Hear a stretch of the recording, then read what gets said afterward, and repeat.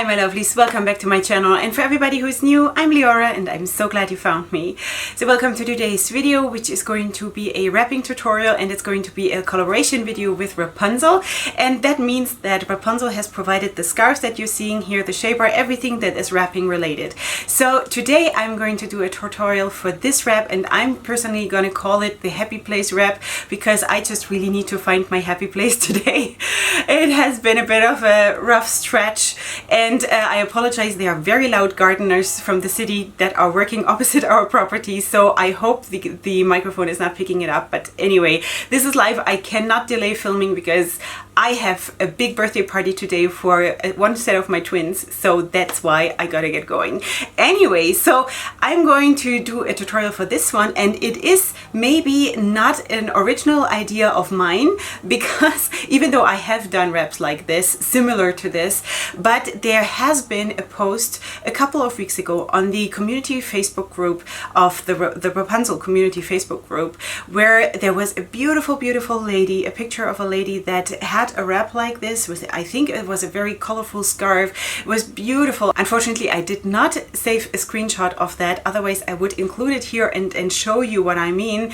I don't know why, usually I do, but anyway. And I wanted to do this wrap already for a long time, but then I of course had to work on the Leorah kit, so that of course had the preference, and now I'm getting around to do it. So anyway, this is what we're going to do. You need 2 scarves for this, and that's it.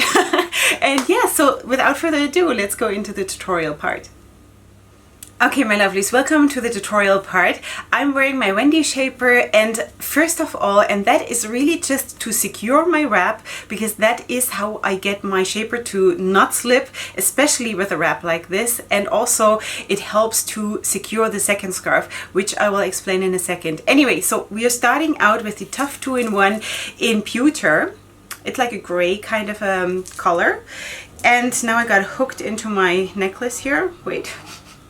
All right, so I'm going to put this down in a regal wrap kind of a situation, but I do want to tie a knot in order to make it extra tight and extra secure. So either I'm going to tie a knot like here now behind my head, or I'm just going to wrap it around like this, and it does not need to be neat or anything, just basically this part needs to be neat. I can just as well tie a knot here at the end now, like this. It doesn't really matter, just as long as there is a knot somewhere, and that is really a very personal thing, because this is how I feel put together, and like that everything is stable and it's not going to slip and move. At least this is how it works for me. Anyway, so this is how it looks now. As I said, it does not have to be super neat underneath everything, because this is going to be covered. So the second reason is, yeah, first of all, to make it more stable. The second reason is also because when I'm wrapping a turban from the back up, it always tends to like pull up here in the middle, and then either you see the shaper or you see your hairline. Now, I don't have a problem with seeing my hairline, but some of you might, so that's why you can just do the same thing, but place this first scarf a little bit more to the front. So now, usually, as you probably know if you're not new here, I'm usually cleaning up my wraps in the front, where I'm sort of flipping in the excess material. So today I'm going to do it in the back. So this is the cranberry in red. It has this nice frame around it that is like a gold kind of a frame, has fringes, really nice. So today though, I'm going to flip in this gold frame, and now I have to just try out a little bit. That might look a little bit awkward, but I have to try a little bit to find the right placement so it lines up nicely here with my shaper. So I was pretty lucky because this sort of seems to be an instant fit. All right, so now I'm just taking it like this, and I'm moving it to the front and holding it with one hand. So with the other hand, I'm just flipping in those loose parts that are extra material here in the front. I'm just pushing them inside a little bit so they don't extend outwards here, so we can still see our Tough 2-in-1. Okay, now I'm combining basically just those 2 strands here, and I'm just starting to twist. And this is really, you have to do this tight, okay? Otherwise it's not gonna be good. And you sort of have to already twist towards the back, not like towards the front like this, but try already to have a direction to the twist so you don't have material afterwards sticking up here. Because if you twist to the front and then flip it back, then you might have like loopy kind of ends hanging here that are maybe not too flattering. So anyway, so you see how it pulls up here. This is my reason also for having the tough 2-in-1 here, because I don't want my wrap to start that far in the back, okay?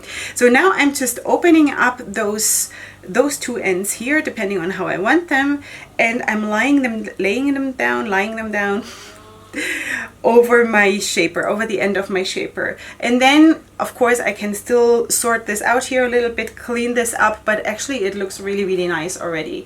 So now if you want, if you feel that this is not stable enough, you can always take pins and just pin it down a little bit. But this is now the part where I said I'm going to tell you later. I feel, because now you have those two scarves that are sort of grabbing onto each other, it slips less. I've been wearing this now for maybe 2 hours, this wrap, and it has not moved up until I took it off to wrap it for you. But anyway, so I did not feel that this was unstable, but I think really that the secret or the trick is to have something underneath. And I really recommend the tough 2-in-1s or the original 2-in-1s because they are super thin and super lightweight, so you're not adding a lot of extra volume or weight, and I think that is a good thing. Of course, you can also use a smaller scarf for this. You do not have to wear a pashmina.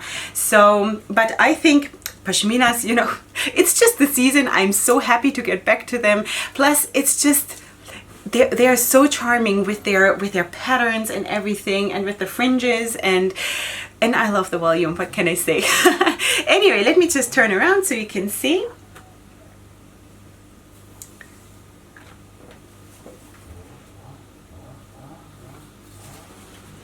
Alright, so I hope that was helpful for you.